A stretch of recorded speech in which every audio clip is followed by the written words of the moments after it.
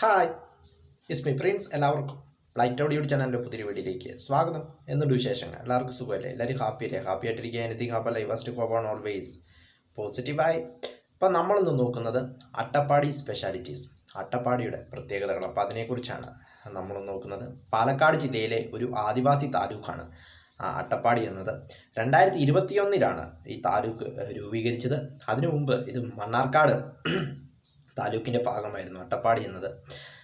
അഗളി, ഷോലയൂർ, പുത്തൂർ എന്നീ ഗ്രാമപഞ്ചായത്തുകളെ ചേർത്ത് പൊതുവെ വിളിക്കുന്ന പേരാണ് അട്ടപ്പാടി ഗ്രാമപഞ്ചായത്ത് എന്നത്.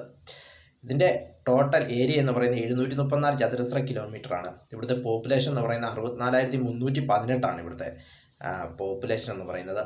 അട്ടപ്പാടി സൈലൻറ്റ് വാലി, പ്രശസ്തമായ സൈലൻറ്റ് വാലി നാഷണൽ പാർക്ക് ഇവിടെയാണ് സ്ഥിതി ചെയ്യുന്നത്. അതോടൊപ്പം ഭവാനിപ്പുഴയുടെ ഉത്ഭവം ഇവിടെയാണ്. അതായത് തമിഴ്നാട്ടിലെ ഏറ്റവും വലിയ രണ്ടാമത്തെ നദിയായ ഭവാനിപ്പുഴ, അതിൻ്റെ ഉത്ഭവം ഇവിടെയാണ്. അതോടൊപ്പം ഭാരതപ്പുഴയുടെ പോഷക നദികളായ കുന്തിപ്പുഴ, നെല്ലിപ്പുഴ എന്നിവയുടെ ഉത്ഭവം ഇവിടെ നിന്നാണ്. അതും മറ്റൊരു പ്രത്യേകതയാണ്. അതോടൊപ്പം സഖ്യപർവ്വതത്തിനരികെ സ്ഥിതി ചെയ്യുന്ന ഒരു മലയോര താലൂക്കാണ് അട്ടപ്പാടി എന്നത്.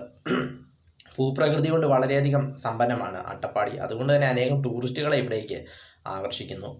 അട്ടപ്പാടിയുടെ ചരിത്രം നോക്കുമ്പോൾ പണ്ട് കാലത്ത് ഇത് വള്ളുവനാട് രാജവംശത്തിൻ്റെ ഭാഗമായിരുന്നു. വള്ളുവനാട് രാജവംശം എന്നത് മലപ്പുറം, പാലക്കാട് ആ ഒരു ജില്ലകളെ, അല്ലെങ്കിൽ മലപ്പുറം, പാലക്കാട് ആ ഒരു ജില്ലകളെ കേന്ദ്രീകരിച്ച്, അല്ലെങ്കിൽ ആ ഒരു ഭൂപ്രദേശത്തുള്ള ഒരു രാജവംശമായിരുന്നു പണ്ട് കാലത്ത് വള്ളുവനാട് എന്നത്.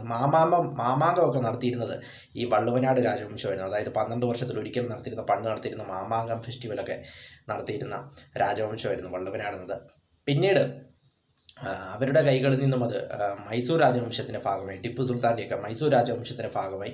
പിന്നീട് ബ്രിട്ടീഷുകാരുടെ കൈകളിലായപ്പോഴേക്കും മലബാർ ജില്ലയുടെ മലപ്പുറം റവന്യൂ ഡിവിഷൻ്റെ കീഴിലായിരുന്നു വള്ളുവനാട്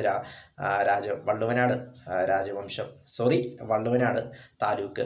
മലപ്പുറം റവന്യൂ ഡിവിഷൻ്റെ കീഴിലായിരുന്നു വള്ളുവനാട് താലൂക്ക്. വള്ളുവനാട് താലൂക്കിൽ ഉൾപ്പെട്ടിരുന്ന പ്രദേശമായിരുന്നു മണ്ണാർക്കാടും അതോടൊപ്പം അട്ടപ്പാടിയുമെല്ലാം മലപ്പുറം റവന്യൂ ഡിവിഷൻ്റെ ഭാഗമായിരുന്നു. പിന്നീട് 1957 നവംബർ 1 വള്ളുവനാട് താലൂക്ക് രണ്ടായി വിഭജിക്കുന്നു.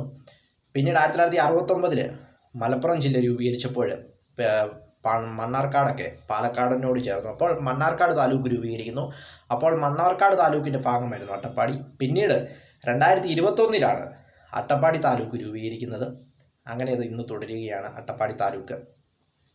പാലക്കാട് നിന്നും ഏകദേശം 58 കിലോമീറ്ററും, ഒറ്റപ്പാലത്ത് നിന്നും 63 കിലോമീറ്ററും, മണ്ണാർക്കാട് നിന്നും 24 കിലോമീറ്ററും, പെരിന്തൽമണ്ണയിൽ നിന്നും 54 കിലോമീറ്ററും, പട്ടാമ്പിയിൽ നിന്നും 70 കിലോമീറ്ററും, ഊട്ടിയിൽ നിന്നും 116 കിലോമീറ്ററുമാണ് ഇവിടേക്കുള്ള ദൂരമെന്ന് പറയുന്നത്. ഏറ്റവും അടുത്തുള്ള പട്ടണം 24 കിലോമീറ്റർ അകലെ സ്ഥിതി ചെയ്യുന്ന മണ്ണാർക്കാടാണ്. വീഡിയോ ഇഷ്ടപ്പെട്ടാൽ ലൈക്ക് ചെയ്യുക, ഷെയർ ചെയ്യുക, കമൻറ്റ് ചെയ്യുക, സബ്സ്ക്രൈബ് ചെയ്യുക. വീണ്ടും പുതിയ വീഡിയോയിൽ കാണാം. അതുവരയ്ക്കും ടേക്ക് കെയർ, ബൈ.